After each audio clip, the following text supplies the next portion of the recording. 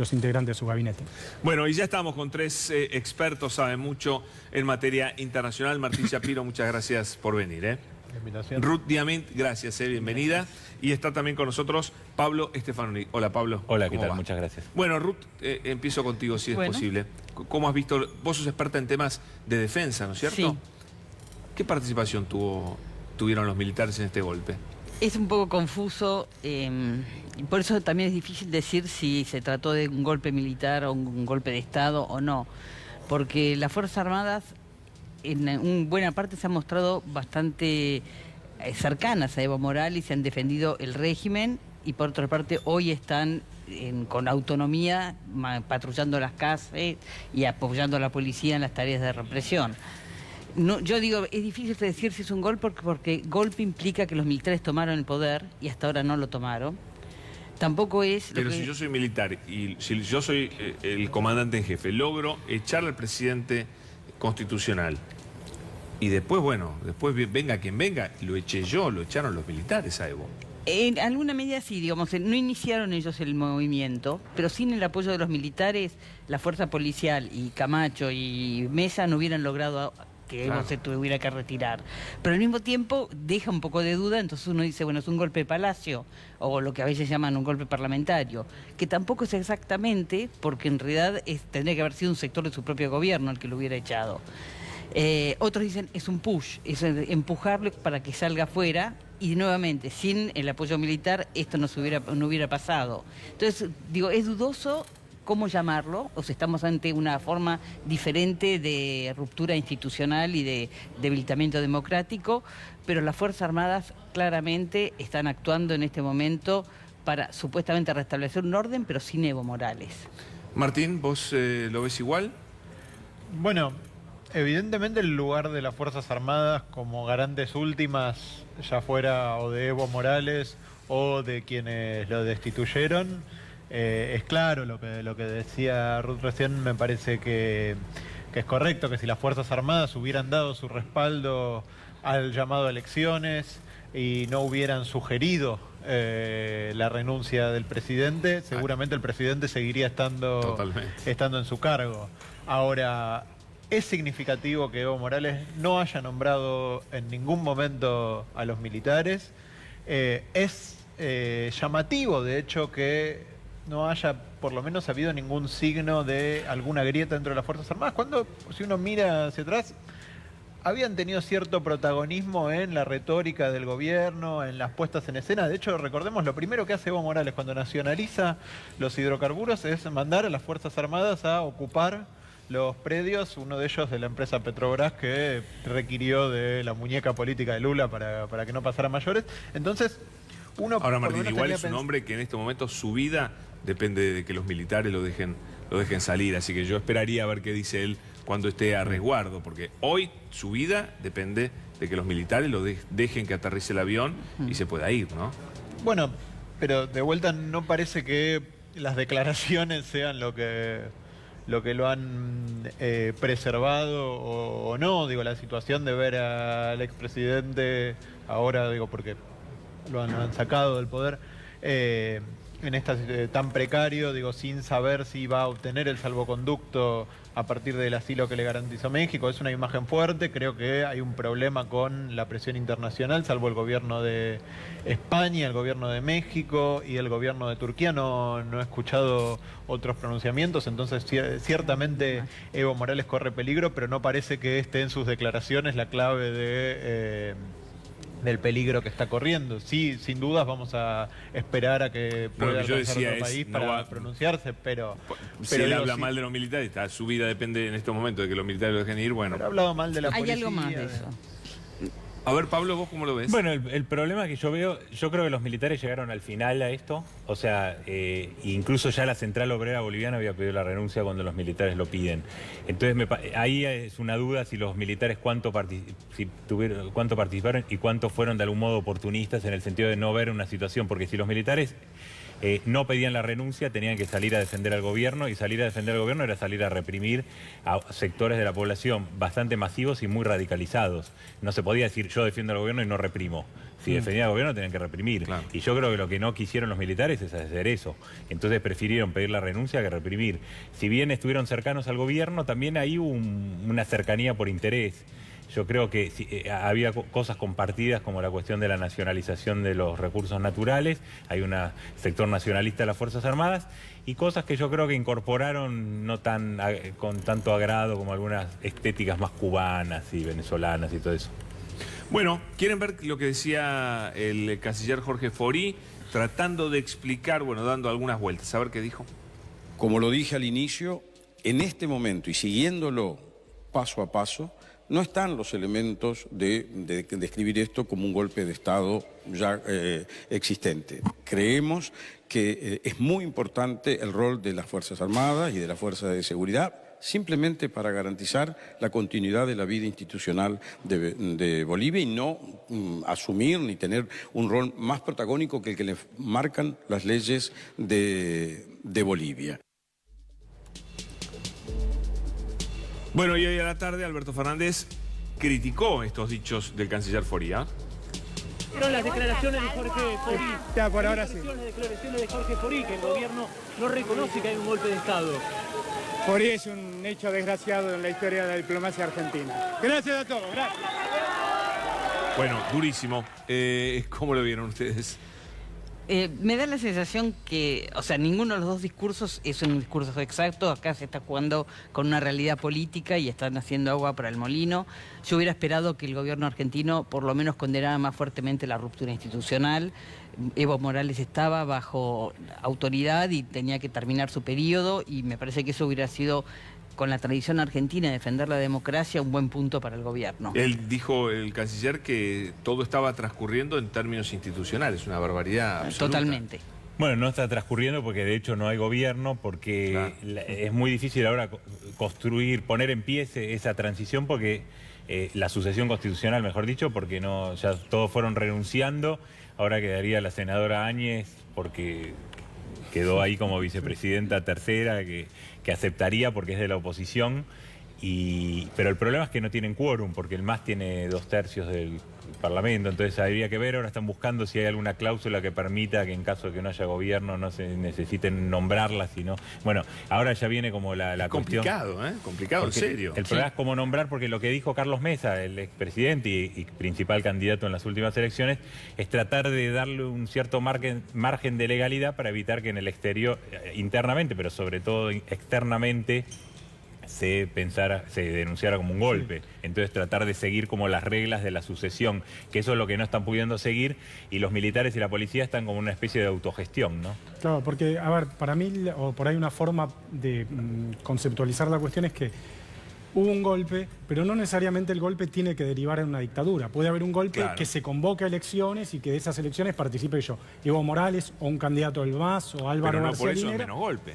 No por eso es menos golpe, pero no todos los golpes terminan en dictadura, digamos. Ni todas las dictaduras tampoco son producto de un golpe, no necesariamente. Ahora, la cuestión es, y por ahí la pregunta para Martín, que me interesa profundizar en este aspecto, pues lo que viene ahora en Bolivia. ¿Cuál puede ser una salida democrática y que recupere el hilo institucional dada esta circunstancia? Bueno, si miramos la experiencia en América Latina, tuvimos el caso de Honduras, el caso de Paraguay, que fue calificado internacionalmente por sus socios del Mercosur como una ruptura del orden democrático. En general se consideró que eso se había normalizado cuando se convocaron a elecciones libres. Así es. Me parece que eso es lo mismo que pidió Alberto Fernández inmediatamente después y la OEA, de conocido. El comunicado de la OEA apunta en el mismo sentido. Claro, pero digo, entre quienes incluso se opusieron muy duramente, también han puesto esta condición como una condición de normalización, una convocatoria a elecciones libres. Me parece que esa puede ser una salida. Ahora, ¿cómo se da ese proceso dentro de este marco de ruptura, de ilegitimidad? Bueno, es bien complejo. Además, en un proceso que, digo, si el oficialismo pareció quedarse sin recursos ante la masividad y la violencia del levantamiento, que incluyó, bueno, a las policías y a sectores de la oposición menos institucional, Lo cierto es que la oposición tampoco parece tener demasiado claro cuáles eran los pasos a seguir. Lo que decía Pablo recién, que no haya gobierno, que no haya un Carmona, por poner el antecedente, cuando cayó Chávez. No parece haber un plan ordenado de salida y me parece que en ese sentido el signo es de caos, y de ahí que todos estuviéramos pendientes del pronunciamiento de las Fuerzas Armadas a ver si iban a replegarse al pedido de la policía de reprimir o no. Digo, no era eso, hace 2 horas no era claro que las Fuerzas Armadas estuvieran embarcadas en eso. Bueno, ¿qué quieren escuchar? Porque veníamos diciendo que no se había referido Evo Morales al tema de las Fuerzas Armadas. Tenemos una alerta.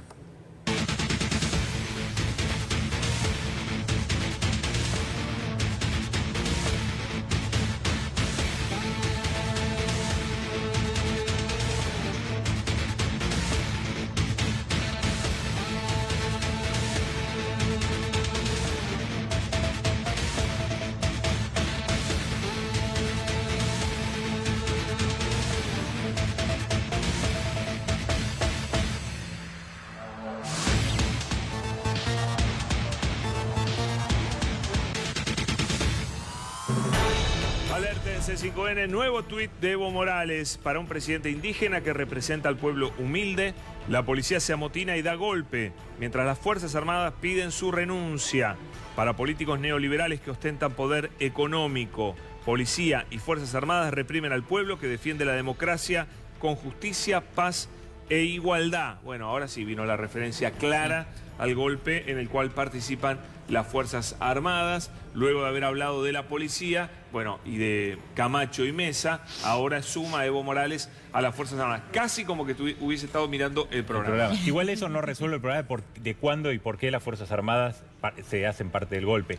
Si hubiera sido un golpe totalmente planificado, la oposición tendría, lo que decía Martín, un candidato para reemplazar a Evo, porque nadie hace un golpe planificado sin tener para generar un desgobierno así. Sin la participación de las Fuerzas Armadas. Sí, pero posiblemente Evo Morales es cierto, pero sin la participación de miles de personas tampoco. Digo, también tenemos que abrir un poquito la mirada, porque si no vamos a estar, seguimos con la Fuerza Armada. Es cierto, las Fuerzas Armadas dieron el puntapié, pero el problema en Bolivia es que se movilizó mucha gente y se radicalizó. Entonces creo que hay que ver también la dinámica de radicalización social que llevó a que se amotinen los policías, que es algo bastante regular en Bolivia, y que se descontrolara la situación y que Carlos Mesa, que era un tipo más moderado, se tuviera que radicalizar para no perder espacio político. Me parece que toda esa dinámica no la controló nadie.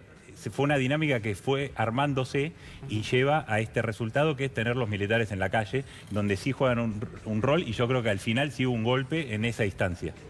Y me da la sensación que es probable que Evo Morales tuviera la expectativa de que las Fuerzas Armadas salieran en defensa de su gobierno. Exacto. Y por eso no las atacó en todo este tiempo, hasta que bueno, ya se plegaron completamente a supuestamente la ausencia de gobierno, porque tampoco sabemos a quién. Me gustaría por ahí también, para salir del eje Fuerzas Armadas, preguntar por otro aspecto. Pablo lo maneja bien, Martín por ahí Ruth también, que es ¿cuál es la dimensión popular de este choque, digamos, entre una sublevación contra Evo Morales, que efectivamente hubo un levantamiento ciudadano, popular, de la gente, sobre todo en las regiones de la Medialuna, pero no solo en las regiones de la Medialuna, también en Potosí, donde Evo había ganado en las últimas elecciones, y cuáles son los partidarios de Evo que han salido a defenderlo, pero no en la medida en que por ahí se esperaba? No sé qué opinan de eso. Bueno, yo creo que efectivamente Santa Cruz fue el epicentro de esto, y de ahí sale Luis Fernando Camacho como este nuevo líder que anda con la Biblia tratando de construir un liderazgo conservador para el futuro post-Evo. Y efectivamente se fueron sumando regiones y sectores que venían enfrentando al gobierno, como que se armó una especie de equivalencia, de coalición de los sectores anti-Evo frente a la desmovilización de los sectores, de los movimientos sociales partidarios del gobierno. Se notó ahí que es algo que viene un poco de atrás, que es una creciente desmovilización, porque bueno, tenían el Estado, se fueron metiendo en otras cosas, ¿no? Pablo, tenemos un último momento, la actualidad nos llama primero en C5N.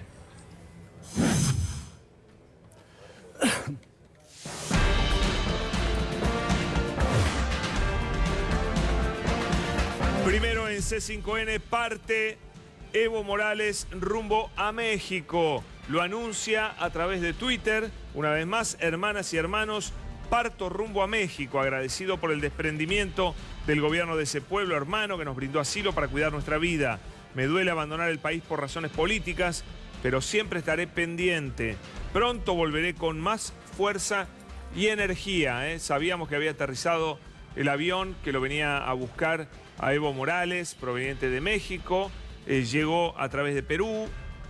Bueno, luego entró en territorio boliviano, aterrizó y ya está Evo Morales en viaje a México. Bueno, por lo menos ahora la salud, que parecía que era lo que le preocupaba mucho a Alberto Fernández, era la posibilidad de que tuviera algún ataque o algún atentado sobre él y su vicepresidente. Esto, bueno, ¿cómo afecta su partida a México, Martín?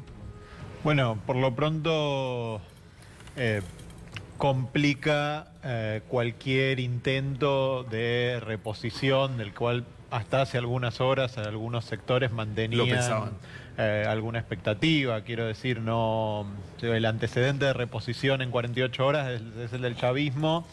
Yo creo que por lo que iba pasando se volvía cada vez más y más improbable. Su salida del país me parece que termina con esa hipótesis, al menos en el corto plazo. Sí. Y ahora hay que solucionar el problema institucional, ¿no? Obviamente ahora habrá que solucionar el problema institucional, y ahí sí me parece que, digo, lo más complejo que ha pasado es que no se me ocurre, por lo menos mirando el escenario, cómo puede haber una salida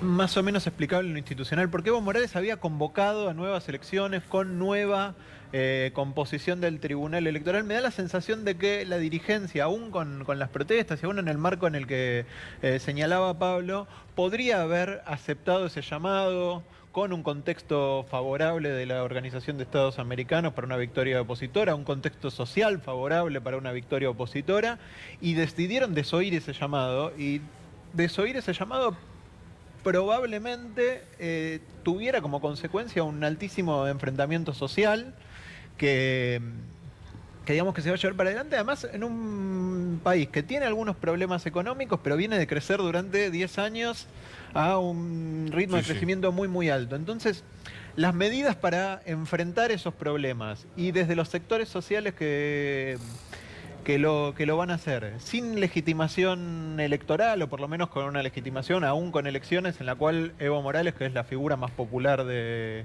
Bolivia, por más que sea también la más rechazada, no va a poder participar, en la cual su vicepresidente también se va con él. Sí, lo que vos decís es, tenían la oportunidad de hacerlo bien, lo hicieron mal, ¿no? ¿Cómo se va a reconfigurar? No solo eso, ¿cómo se va a reconfigurar la política boliviana de un modo aceptable para la democracia? Y lo que decía José, ¿no? ¿Qué nos traerá este golpe? ¿Un dictador o una salida medianamente institucional? Tenemos que cerrar. Muchísimas gracias a los tres. Gracias a ustedes. Un gusto. Bueno, señores, volveremos en un minuto para hablar de la transición, para hablar del gabinete de Alberto Fernández, con dos personas que creo yo saben bastante de eso.